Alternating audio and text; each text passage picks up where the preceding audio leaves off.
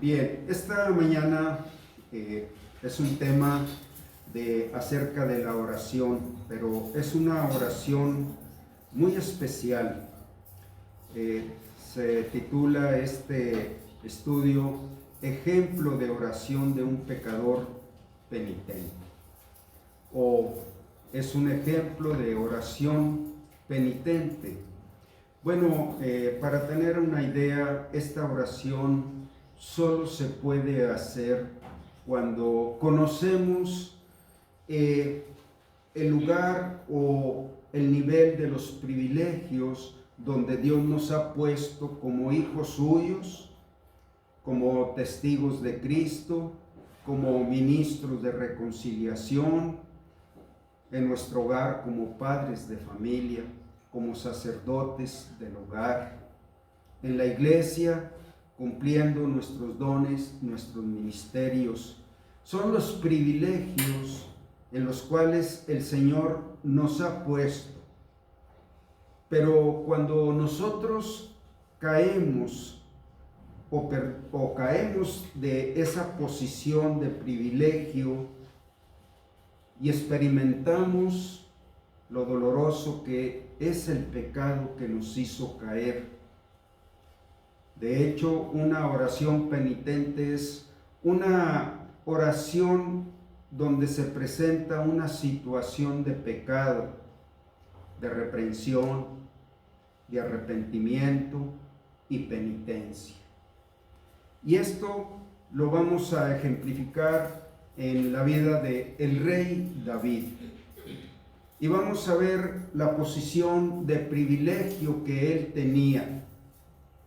Cuando él era el rey, era el pastor de las ovejas de Israel, era un padre de familia, era una persona muy amada y muy querida por su amor al Señor. Desde joven, él empezó a practicar esta relación con Dios y Dios lo tomó del redil de las ovejas hasta llevarlo a ser rey de Israel.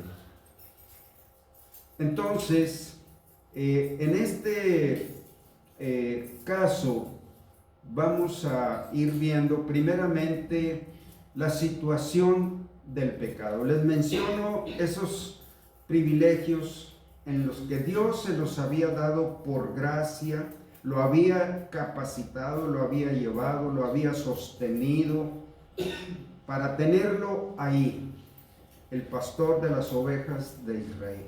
Era mucho más que un rey, aunque exactamente él perdió esa posición o esa visión de olvidar o de pasar por alto que era un pastor de las ovejas de Israel y actuó como un rey del mundo. Un rey, los reyes vivían en mucho pecado. Bien, miren, vamos a tener que leer los pasajes donde está ilustrado primeramente la situación del pecado. ¿En qué consistió ese pecado? Cuando hablamos de caer, es caer de la gracia, caer de esos privilegios, o perder también se nos relaciona con vidas perdidas o caídas de los privilegios. Cuando un creyente cae, sus caídas se refiere a la caída del lugar de privilegio, de bendición, de servicio, de ministerio, de testimonio. Él cae y lo que lo hace caer es el pecado. Entonces, cuando hablamos de caídas, no nos damos cuenta que estamos perdiendo los privilegios donde Dios por gracia nos ha posicionado.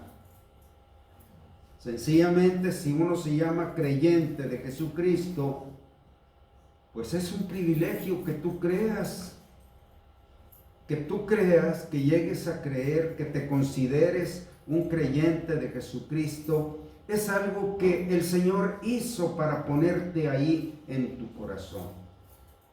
Y te gozas en esa experiencia y es un privilegio al ver dónde estaba tu vida y dónde la ha puesto el Señor ahora. Y le das muchas gracias a Dios por haber recibido a Cristo, por tener a Cristo en tu corazón. Ese es un privilegio. Pero si nosotros caemos de esa distinción como creyentes de Jesucristo, pues estamos perdiendo el privilegio. Pero debemos considerar el pecado que nos hace caer. Bueno, estamos hablando que ese tipo de oración penitente solo se puede hacer cuando tú valoras y aprecias y consideras grande pérdida, dolorosa pérdida, el privilegio. Menos no puedes orar de una manera penitente. Vamos a ver su pecado y vamos a abrir las Biblias, ustedes que están en la casa, en 2 de Samuel, igualmente aquí. Tenemos muy buena asistencia ahora, gracias a Dios. 2 de Samuel, capítulo 11. Y bueno, me van a escuchar hablar, porque voy a ir dando lectura a estos pasajes. Bueno, si no lo dije correctamente, lo repito. Es 2 de Samuel 11, del 1 al 18, que es la ocasión del pecado. Y dice: aconteció al año siguiente, en el tiempo que salen los reyes a la guerra, que David envió a Joab y con él a sus siervos y a todo Israel, y destruyeron a los amonitas y situaron a Rabá, pero David se quedó en Jerusalén. Bueno, era el tiempo en que los reyes encabezaban los ejércitos. Así era, ¿verdad?, las guerras en ese tiempo.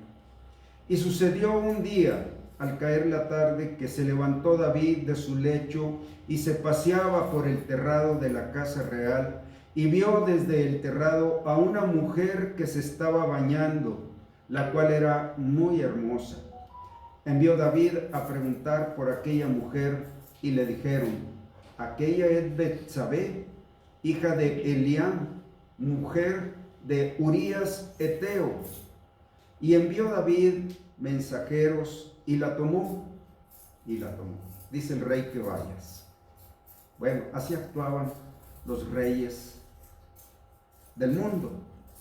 Y desde aquí él se empezó a comportar como un rey de las naciones paganas, de las naciones pecaminosas. Entonces dice: y la tomó, y vino a él, y él durmió con ella. Luego ella se purificó de su inmundicia y se volvió a su casa. Y concibió la mujer, y envió a hacerlo saber a David, diciendo: estoy encinta. Entonces David envió a decir a Joab: envíame a Urías Eteo. Bueno, esto realmente son muchos pecados en uno solo. Acabamos de ver que se quedó en vez de irse a la guerra.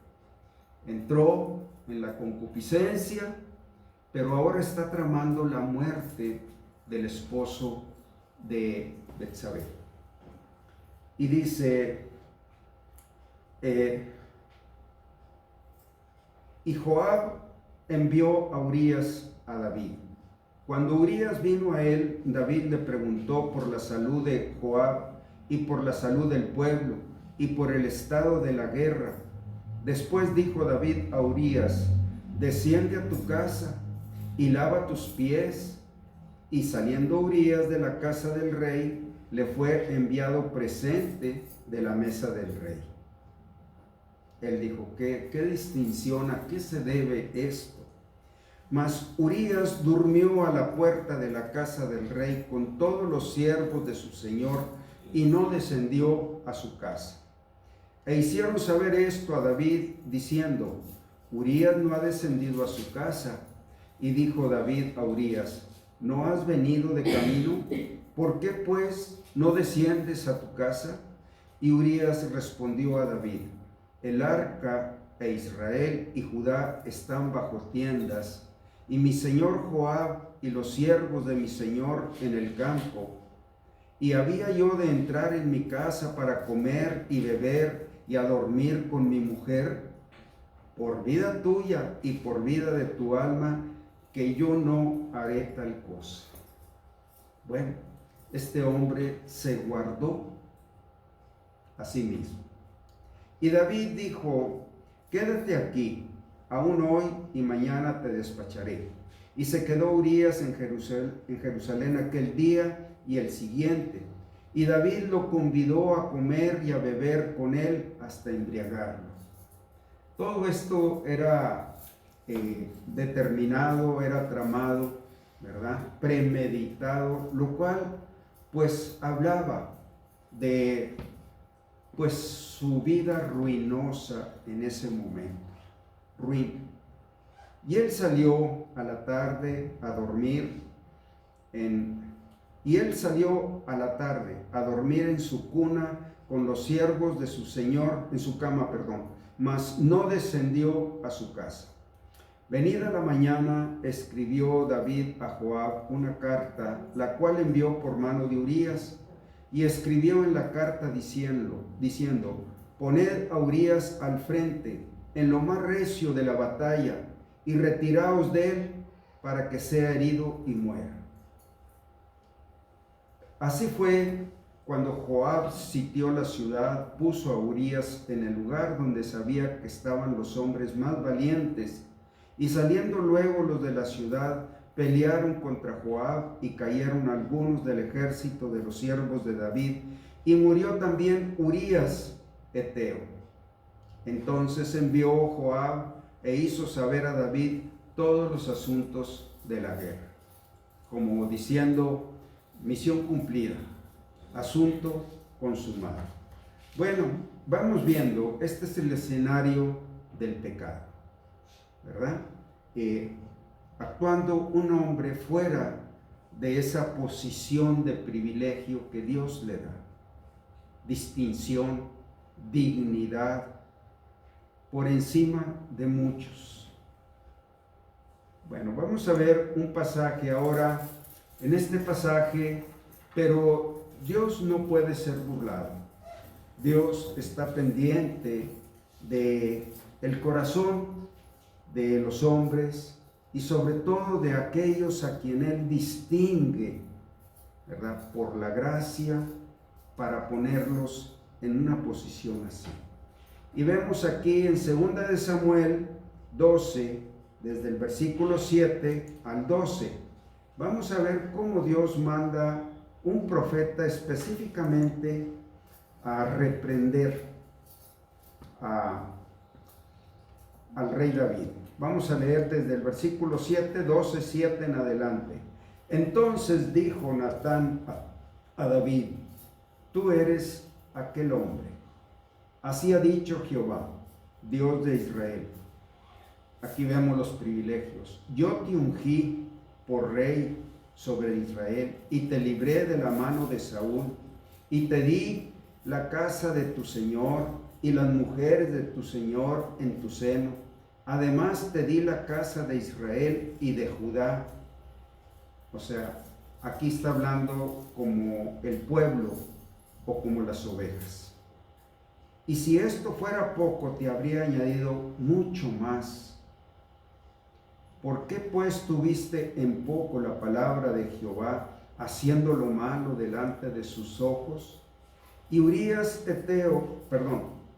Urías Eteo heriste a espada y tomaste por mujer a su mujer, y a él lo mataste con la espada de los hijos de Amón. Eran los enemigos del pueblo de Dios, los amonitas.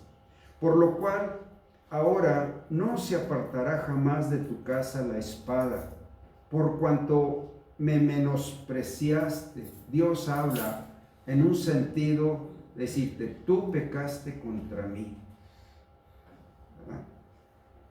Por cuanto me menospreciaste y tomaste la mujer de Urías Heteo para que fuera tu mujer.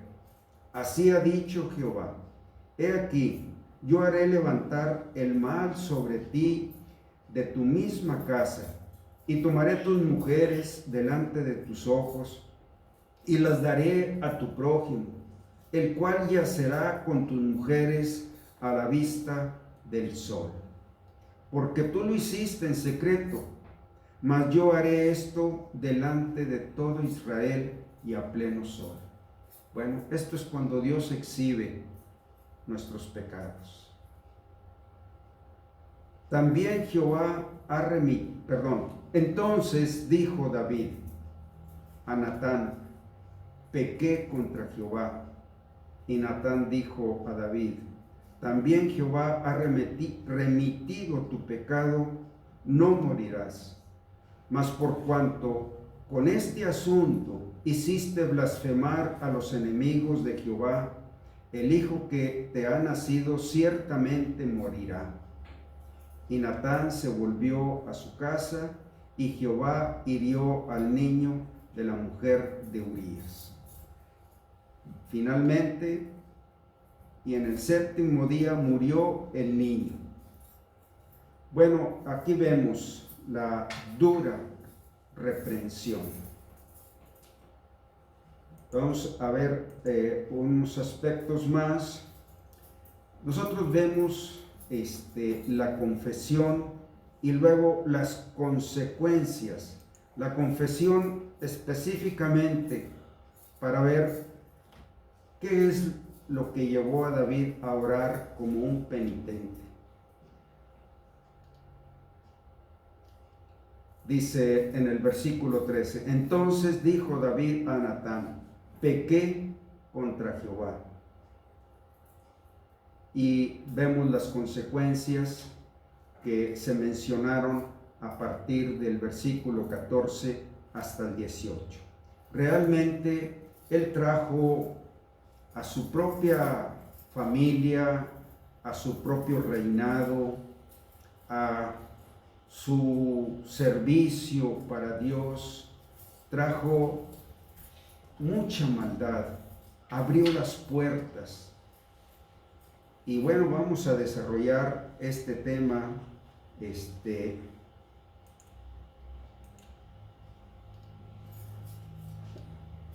primeramente vamos a continuar, ahora sí, para entrar en el tema de la oración, en el Salmo 51, que es muy conocido, ¿verdad? El Salmo cuando el rey David pecó. Vamos a leer del 1 al 6. Vamos a ver,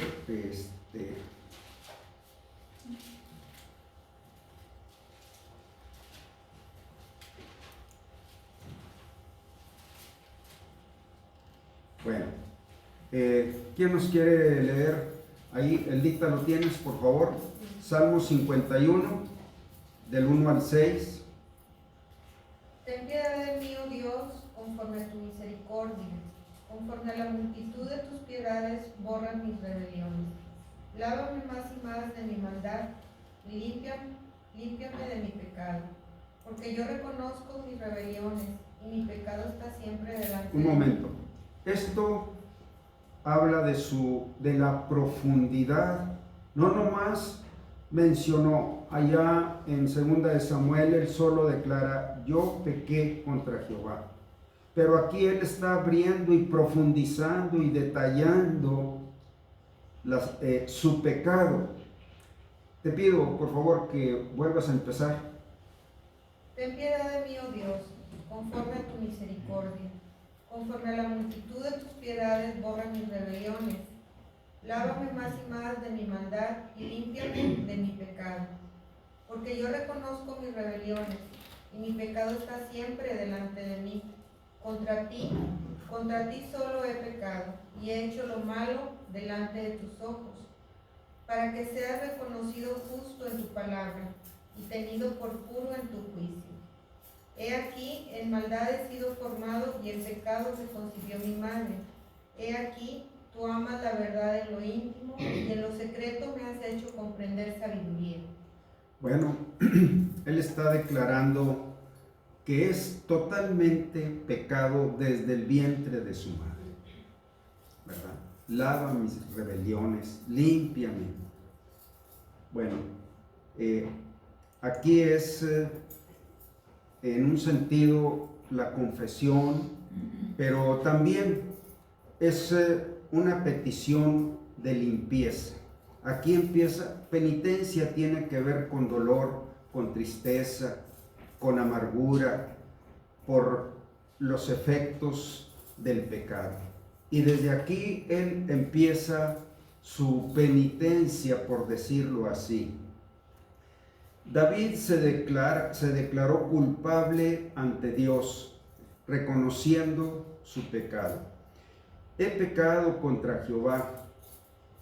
El reconocimiento del pecado es antes del arrepentimiento. Si no reconocemos, reconocer es mucho más que decirlo, es confesar tu culpa o confesarte culpable. Y esto es antes de poder arrepentirnos. No podemos llegar al arrepentimiento si no consideramos que hemos hecho algo tan reprobable. Este pecado es reconocido como una ofensa a la ley de Dios y a su santidad, de lo cual él merecía la muerte. En esta actitud de David se puede observar la obra del Espíritu de Dios al convencer inmediatamente a David de su pecado y llevarlo al arrepentimiento. Tan pronto el profeta Natán le mencionó, ahí en el capítulo 11, empieza con una alegoría el profeta Natán, y David se indigna cuando se menciona a un hombre malo ahí, y Natán le dice, tú eres ese hombre. ¿Por qué tuviste en poco la palabra de Dios y así y así? Y David no se defendió. Fue tan inmediato su confesión de culpa, de reconocimiento. Inmediatamente, él era un hombre muy sensible, pero él descuidó la posición en la que Dios lo tenía. Como todo creyente, bueno, algunos son totalmente descuidados de esos privilegios.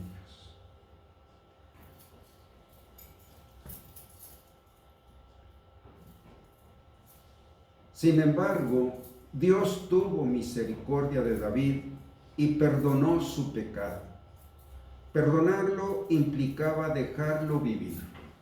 A eso se refiere la frase, también Jehová ha remitido tu pecado, no morirás.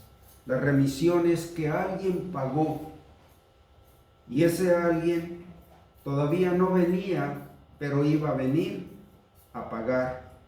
Era Jesús el que pagaría esa culpa. Con eso tiene que ver la palabra remitido tu pecado. Así también con nosotros, si Dios no remitiera nuestros pecados, seríamos consumidos inmediatamente. Pero Dios nos ve en Cristo como la oportunidad de seguir adelante. La inmensa grandeza del perdón de Dios fue experimentada por David después de haber descendido a los grandes abismos de la maldad y retornado al camino de Dios en confesión y arrepentimiento.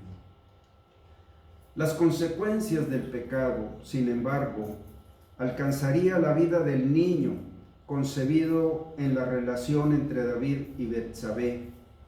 El adulterio de David había hecho blasfemar a los enemigos de Jehová. Bueno, así lo dice la palabra, así le dijo el profeta Natán, ¿verdad? Imagínense ustedes ¿qué dirían los reyes de las naciones de alrededor de este rey tan valeroso, tan conquistador, verdad? Permítanme. ¿Hay que quitarlo?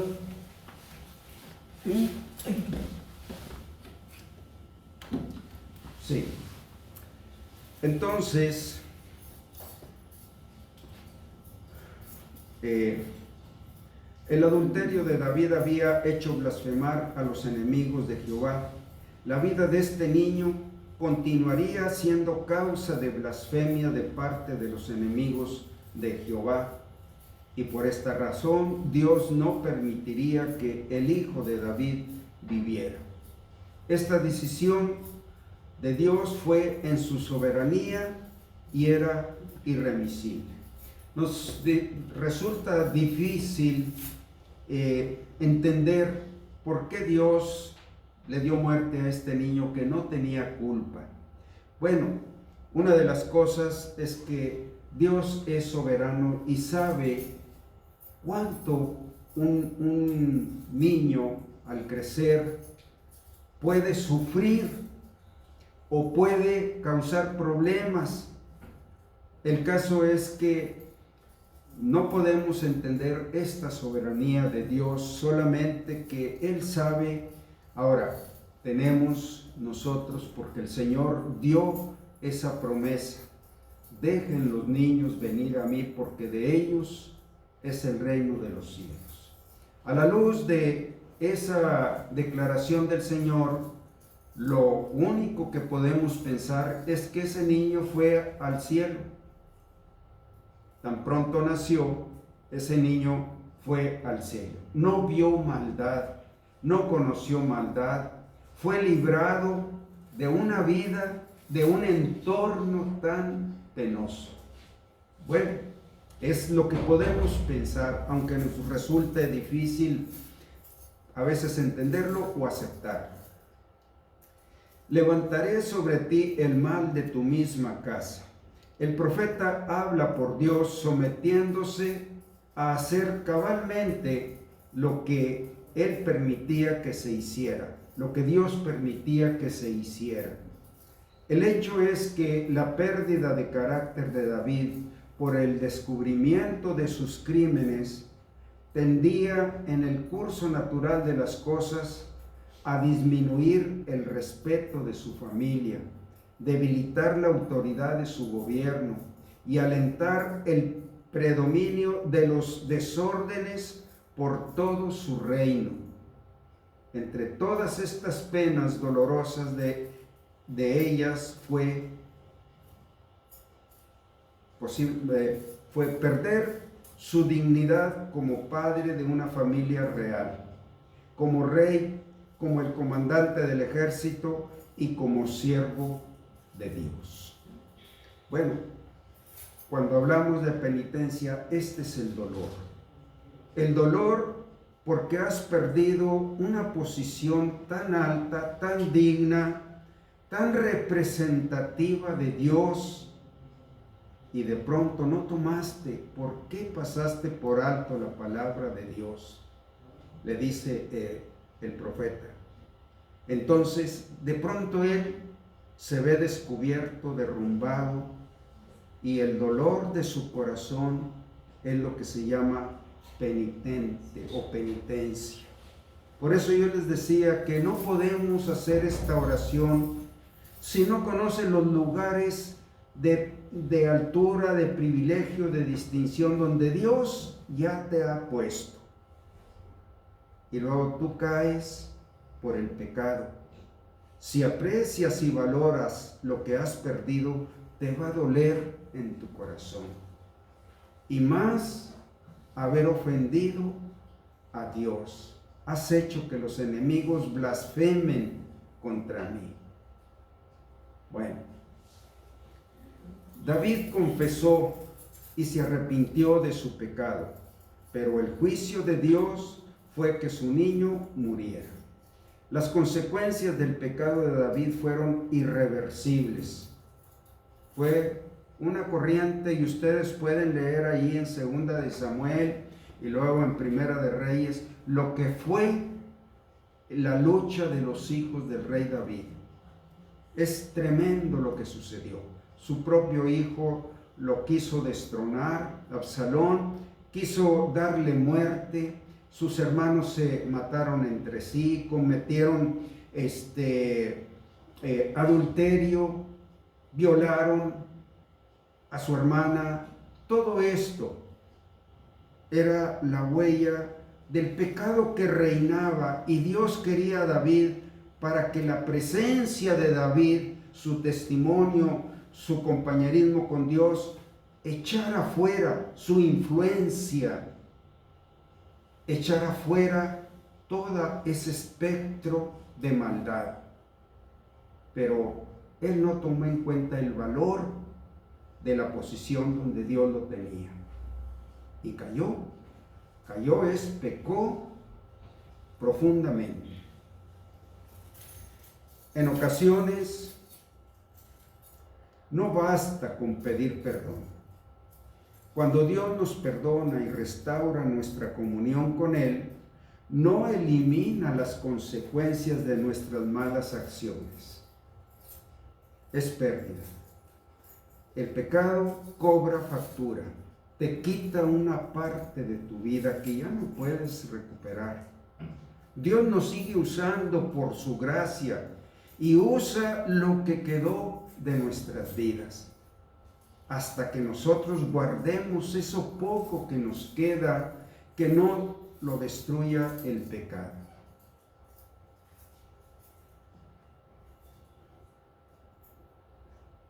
Quizá nos veamos tentados a decir, si esto está mal, puedo pedir perdón a Dios y ya no hay más problema.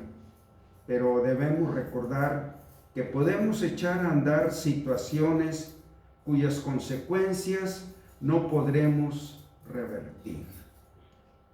Dios visita la maldad de los padres sobre los hijos hasta la tercera y cuarta generación.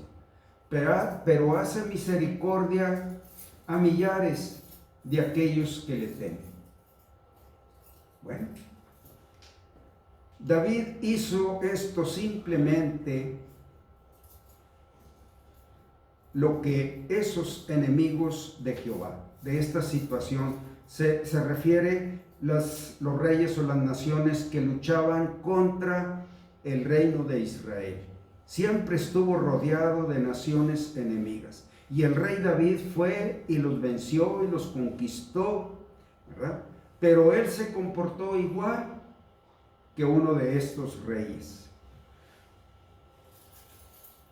Lo que David hizo no era inusual entre los reyes y los gobernantes del mundo, pero debería ser inusual entre el pueblo de Dios.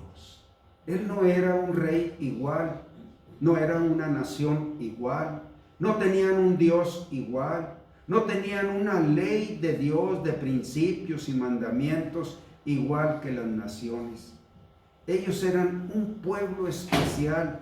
Dios les dijo, ustedes serán un pueblo sabio, y las naciones dirán, pueblo sabio y santo es este, y esta es vuestra sabiduría, que teman a Jehová y que guarden sus mandamientos. Esta será su sabiduría. Y es lo que le estaba diciendo el profeta Natán, ¿por qué tuviste en poco la palabra de Dios, haciendo que los enemigos blasfemen contra él?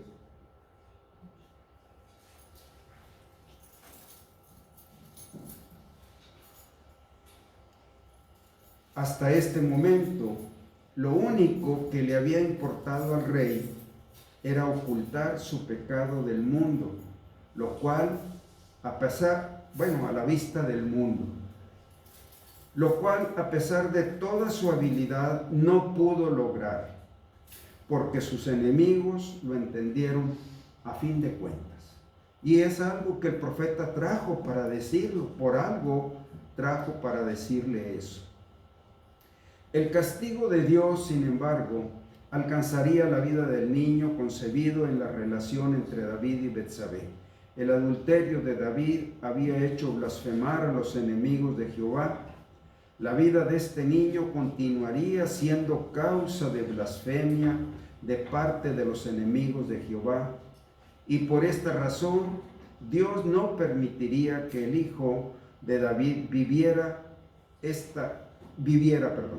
Esta sentencia de Dios era irremisible.